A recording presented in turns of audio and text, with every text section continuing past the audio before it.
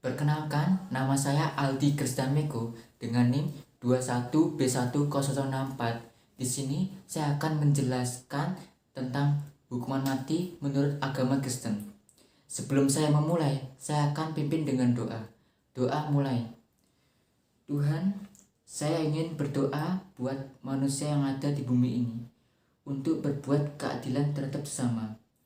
Ajarilah kami menyadari bahwa kami semua dipanggil untuk mengasihi dan berbuat adil bagi sesama.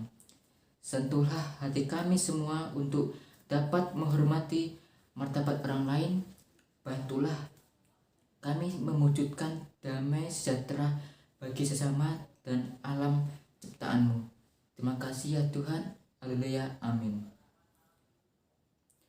Dalam Perjanjian Lama ada perintah, jangan membunuh. Keluaran 20 ayat 13. Sekilas mengandung makna yang mudah ditangkap, tapi tidak. Keluaran 21 ayat 12-16 dan 22 ayat 19, Imamat 20 ayat 10-13, Ulangan 13 ayat 5 dan 22 ayat 4 menunjukkan paling sedikit ada 9 kategori kejahatan besar yang pelakunya dipandang patut dihukum mati, yaitu membunuh dengan sengaja, mengorbankan anak-anak untuk ritual keagamaan, bertindak sembrono sehingga mengakibatkan kematian orang lain, melindungi hewan yang pernah menimbulkan korban jiwa manusia, menjadi saksi palsu dalam perkara penting, menculik, mencaci atau melukai orang tua sendiri, melakukan perbuatan amoral di bidang seksual, serta melanggar akidah atau aturan agama.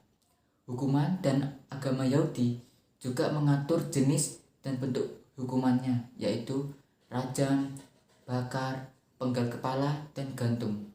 Sebetulnya, jauh sebelum hukum Taurat diberikan, Tuhan telah memberi perintah hukuman mati dalam Kejadian 9 ayat 16 yang berbunyi, siapa yang menumpahkan darah manusia, darahnya akan tertumpah oleh manusia, sebab Allah membuat manusia itu menurut gambarnya sendiri.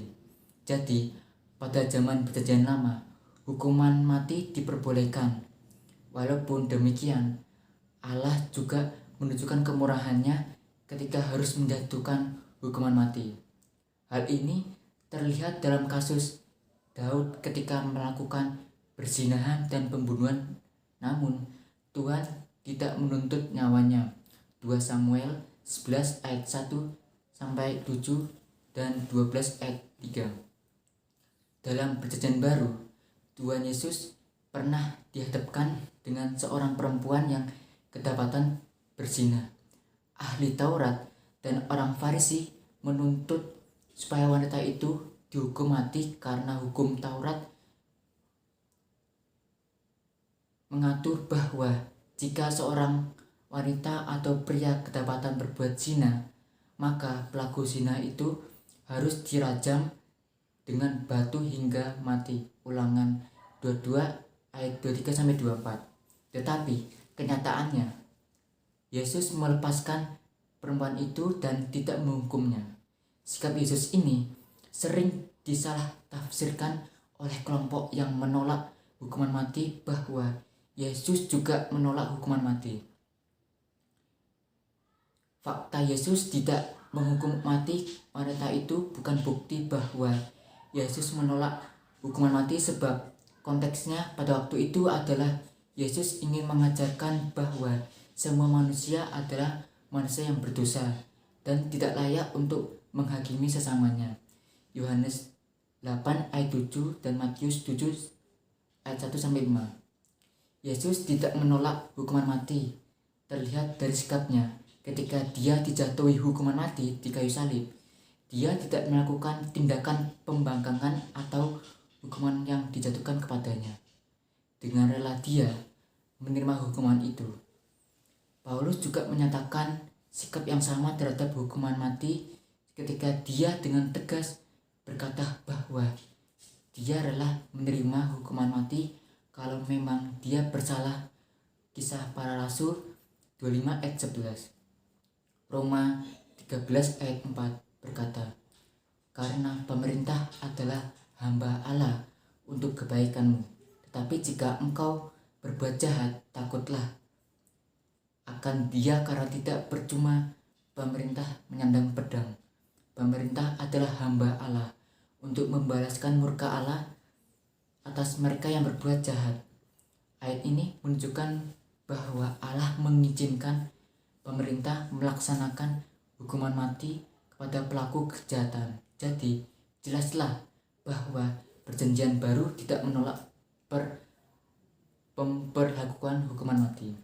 Penjelasan di atas tidak bisa dipahami bahwa restu Allah terhadap hukuman mati karena prinsip pembalasan atau retribusi.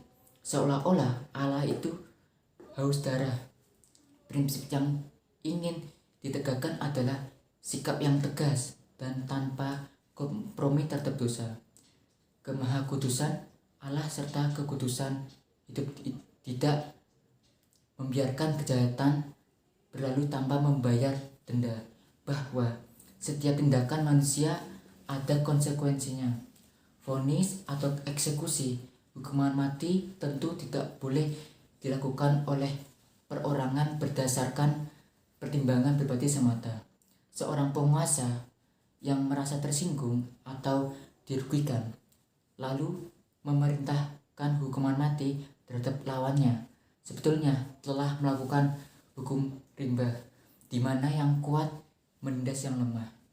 Pemerintah dan negara harus menggunakan kuasanya untuk melindungi kehidupan dan bukan justru mematikannya, namun juga harus dilindungi serta dijamin rasa aman dan kesejahteraan hidupnya adalah seluruh masyarakat. Gangguan keamanan yang ekstrim terhadap masyarakat, misalnya terorisme yang mengancam nyawa orang banyak, memerlukan intervensi dan tindakan represif dari negara. Salah satunya dengan ancaman hukuman mati. Adalah tidak adil jika hak asasi si pelaku kejahatan diperhatikan tapi hak-hak korbannya diabaikan. Berarti tujuan hukuman mati yang sah bukanlah untuk membunuh atau menghilangkan nyawa seseorang, tapi untuk melindungi kehidupan dari keputusan kekuatan yang mengancamnya dan menjaga keharmonisan kehidupan yang lebih luas. Jadi, walaupun sedapat mungkin hukuman mati hendaknya dihindarkan, namun kemungkinan untuk itu betapapun kecil harus terus dibukakan. Prosesnya terus-menerus disempurnakan agar sedapat mungkin tidak ada hak siapapun yang dilanggar. Hukumnya terus-menerus ditinjau ulang agar semakin adil. Bentuk hukumannya juga dipilih sedemikian rupa sehingga menimbulkan penderitaan dan kesakitan yang seminimal mungkin bagi si terhukum.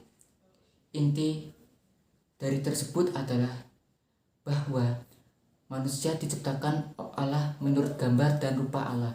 Kejadian 1 ayat 26, dan memiliki hak hidup seperti yang diberikan Allah kepadanya.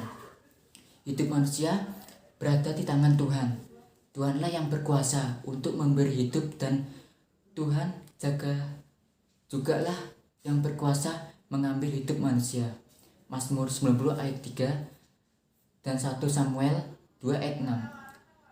2. Tuhan memberikan kuasa kepada pemerintah untuk menjalankan hukuman mati kepada pelaku kejahatan. Roma 13 ayat 4.